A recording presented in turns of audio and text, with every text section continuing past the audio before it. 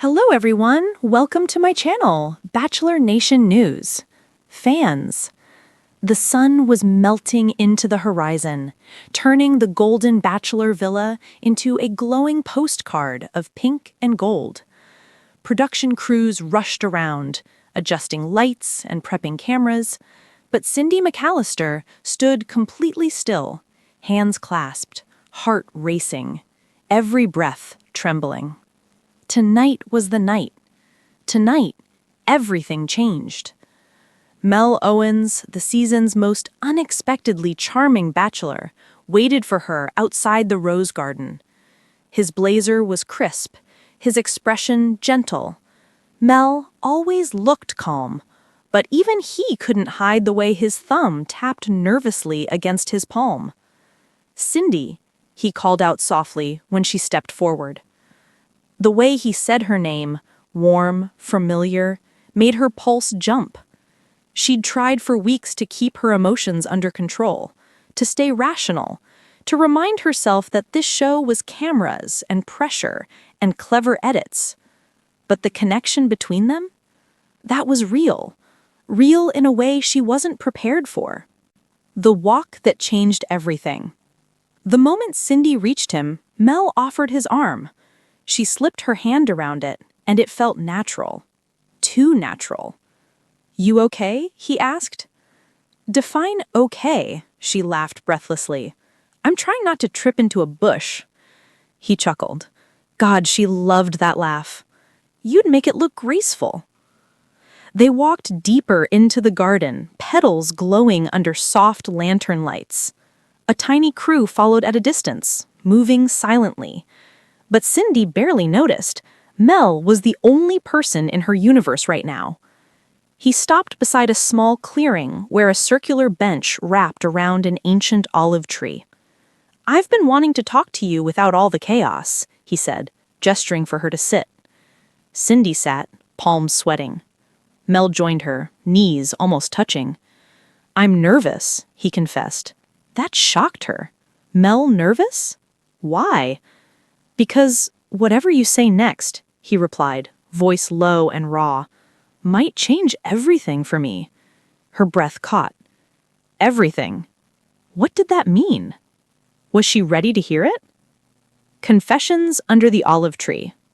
Cindy swallowed hard. "Mel, you go first." He rubbed the back of his neck. I didn't expect any of this. I thought I'd come here, meet wonderful women, and slowly figure out compatibility." He paused. "But then you appeared, and my plans went out the window." Her heart hammered. Mel continued. "Every time we talk, I feel lighter, like I'm allowed to be myself in a way I didn't know I needed. And when we're apart..." He exhaled sharply. "I look for you." Cindy's eyes stung. She'd kept her guard up for years. Widowhood, heartbreak, rebuilding her life alone. But Mel saw her, really saw her. "I've been scared to say that out loud," he admitted, "but it's the truth." Cindy felt a warm tear slip down her cheek. "Mel, I look for you too." He took her hand, slow and gentle, as if asking permission. She let him. But Mel wasn't done. "There are still 2 women here besides you. I owe them honesty. But you?" He hesitated. "You're the one who feels like home." Cindy inhaled sharply, fighting back sobs. She'd never expected him to go that far.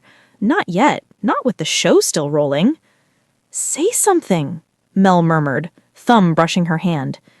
She wiped her cheek and smiled, soft, trembling, full of emotion.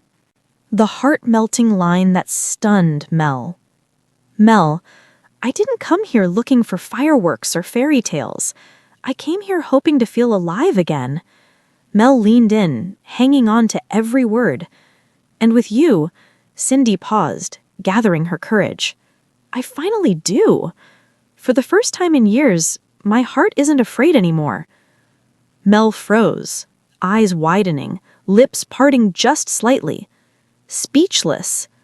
The crew behind the bushes exchanged stunned glances, but stayed silent. Even the air seemed to stop moving. Cindy continued softly, "Mel, you brought me back to life without even trying." Mel swallowed hard, blinking quickly as emotion overtook him. "I don't know what to say," he whispered. "You don't have to say anything," Cindy replied, squeezing his hand. "Just be honest with me. That's all I need."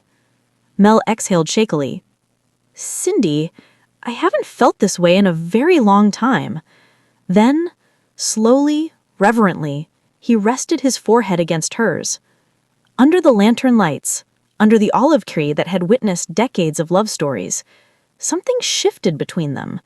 Something real, something undeniable. A kiss? Or a cliffhanger? Mel pulled back just a few inches. Every camera zoomed in. Every producer held their breath. Cindy whispered, "Mel, it's okay." But instead of kissing her, he lifted her hand and pressed a soft, deliberate kiss to her knuckles. A gesture so intimate that it made her knees weak. He murmured, "I'm not risking doing this wrong. When I kiss you, it's going to be when I choose you with no doubt left." Cindy felt her whole body warm, overwhelmed by the tenderness of it. And then he stood, offering her hand. "Walk with me?" he asked. She nodded, smiling through tears. Together, they disappeared into the softly lit path, two silhouettes leaning just slightly towards each other, as if pulled by gravity itself. Producers whispered one thing only: America is not ready for this. But Cindy, she finally was. And Mel? He looked like a man who just found what he didn't know the he'd olive been tree missing. glowed with thousands of tiny lights, as if the universe had decided to join in on the confession they'd just shared. Cindy walked beside Mel, her fingers still tingling from where he'd kissed her hand. She kept glancing at him. Mel kept glancing at her. Neither said a word, but the silence wasn't awkward. It was charged, warm, electric. When they reached a wooden footbridge over the koi pond, Mel finally stopped. "Cindy," he said softly, "can I ask you something personal?" She turned toward him. "Anything." Mel leaned on the railing, staring down at the rippling reflections of lanterns in the water. "You said you feel alive again. I know what that means. Losing someone, rebuilding, trying to pretend you're strong when you're actually just surviving." Cindy's breath caught. Mel had never spoken like this before on camera. "But with you, I don't feel like I'm performing, or competing, or being what people expect. I feel like I'm allowed to be just Mel." Cindy stepped closer. "And that's exactly who I like." He looked up, eyes glossy, jaw tight. "You know, the producers told me to keep things mysterious, but that's impossible around you. You'd disarm me." Cindy smiled. "I'm not trying to." "That's what scares me," he admitted, "because it means you're real." A shocking producer interruption. Before Cindy could respond, a voice crackled in a crew member's earpiece. The producer stepped forward. "Mel, Cindy, we need you both back at the veranda. Something important." Mel frowned. "Now?" "It can't wait." The producer's tone was unusually serious. Cindy exchanged a nervous look with Mel as they followed the crew. Cameras adjusted, lights repositioned. Something big was happening. When they arrived, the showrunner himself, Greg Stanton, was waiting, hands clasped, expression unreadable. "Cindy, Mel, I didn't want to interrupt your moment, but we need to address something immediately." Cindy's stomach tightened. "Is everything okay?" Greg sighed. "The rest of the women saw your walk together just now." Mel stiffened. "They followed us?" "No," Greg said carefully, "but they saw how you left together, and they noticed Mel holding your hand." Cindy's eyes widened. She hadn't even realized the cameras caught that. Mel stepped forward. "If anyone is upset, I'll talk to them. I don't want to blindside anyone." Greg hesitated. "There's more." The air thickened. "What is it?" Cindy asked. One of the women, Greg paused, packed her bags. Mel's jaw dropped. "Because of us?" Greg nodded slowly. "She said she won't compete against a connection like yours. She said it's obvious who your heart is leaning toward, and she asked to leave the show tonight." Cindy's breath locked in her chest. Mel closed his eyes, exhaling hard. This was more serious than either of them expected. Cindy's moment of guilt, and Mel's stunning response. Cindy took a step back, guilt slamming into her. "Mel, I never meant to complicate things. Maybe I should—" Mel reached out and gently touched her arm. "Cindy, stop." She met his eyes. Mel continued, voice steady and sincere. "You didn't do anything wrong. I'm the one who made choices tonight. Choices that were honest. Choices I won't apologize for." She swallowed hard. Mel took both her hands into his. "If someone left because what we have is real, then that's on me, not you." A tear slipped down Cindy's cheek. "Mel," she whispered. He brushed it away with his thumb. A simple touch, a devastating touch. Then he said the line that would later trend across the entire country. "I'm not losing you to protect the show." Cindy froze. Every producer froze. Every camera zoomed in. That wasn't a slip. That was a man making a choice. Mel squeezed her hands. "Cindy, don't you dare pull away from me because you think you're causing problems." He shook his head softly. "The only problem would be pretending I don't feel what I feel." She pressed her lips together, overwhelmed. "Mel, I don't want to make this harder for you." "You make it worth it," he corrected gently. Her heart flipped. A twist no one expected. Before either could say more, Greg spoke again. "There's something else," he said quietly.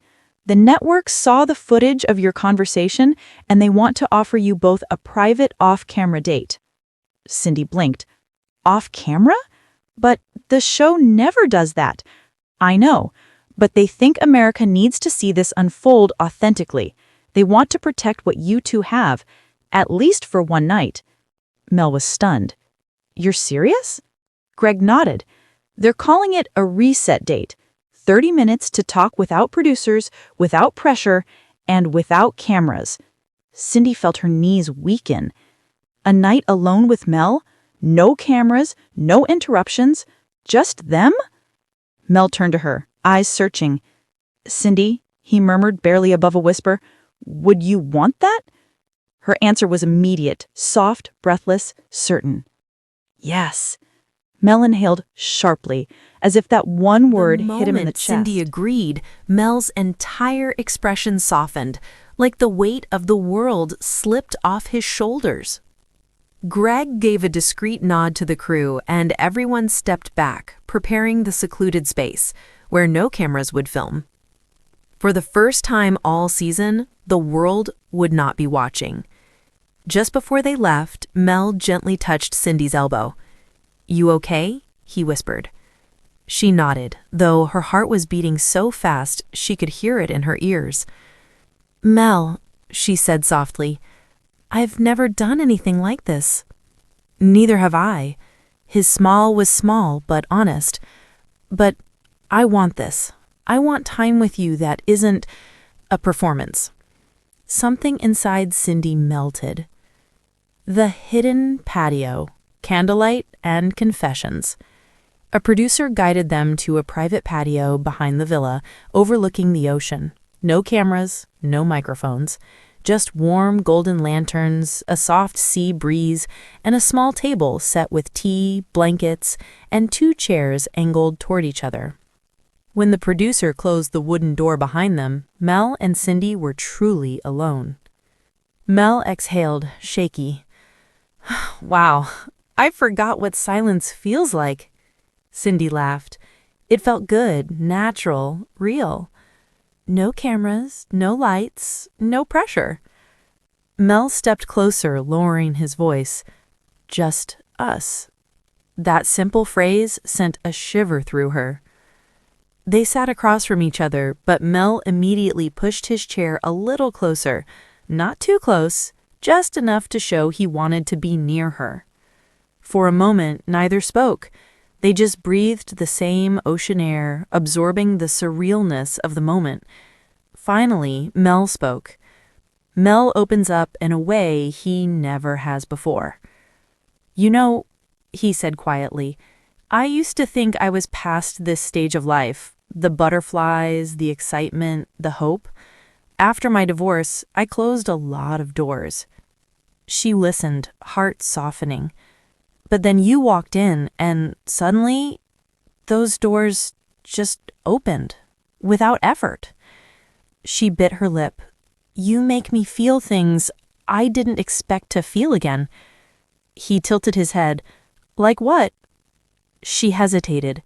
The truth was raw, vulnerable, frightening. But the moment was safe. He made it safe. "Like I'm not broken," she whispered. Mel's expression changed instantly. Pain, tenderness, protectiveness, all at once. "Cindy," he murmured, reaching for her hand, "you're not broken. You're someone who survived, someone who kept going when most people would have shut down." She looked down, but he gently hooked his finger under her chin. "Look at me," he said softly. She did. "I've never met anyone with a heart as brave as yours." Her breath trembled. "And if I'm honest," he added, voice dropping lower, "I think I'm falling for that heart." Cindy gasped softly. Mel froze, realizing what he'd just admitted, but he didn't take it back. He just held her gaze, letting the truth settle between them. Cindy's line that nearly broke him. Cindy's eyes filled with tears she didn't bother hiding. "Mel," she whispered, "I'm scared because part of me already knows if I lose you, it will hurt in a way I haven't let myself feel in years." Mel inhaled sharply, like the words hit him physically. "You won't lose me," he said, voice shaking with emotion he wasn't even trying to hide. "Not unless you walk away." She shook her head. "I'm not walking away." He swallowed, eyes softening. "Then neither am I." A tear slid down her cheek. Mel gently brushed it away, not with a thumb this time, but with the back of his fingers. Tender, slow, almost reverent. Then he leaned closer, so close she could feel his breath on her lips. But he didn't kiss her. Not yet. He murmured, "Tell me what you're feeling right now." Cindy closed her eyes for a moment, then opened them with a clarity that stunned him. And she said the line that nearly broke Mel to his knees. "I'm feeling like this, right here with you, is the beginning of the rest of my life." Mel froze, his breath caught, his eyes glistened. "Cindy," he whispered, completely undone, "please don't say things like that unless you mean them." She smiled through tears. "Mel, I've never meant anything more." He exhaled shakily, overwhelmed. "You're going to break me." Cindy laughed, softly, placing her hand on his cheek. "No, I'm going to heal you." Mel closed his eyes at her touch, and then, slowly, he leaned in. And this time, he didn't stop. The kiss that changed the season. Their lips met gently at first, soft, searching, tender. But then Mel's hand slipped to her waist and Cindy's fingers tangled in the back of his neck, deepening the kiss.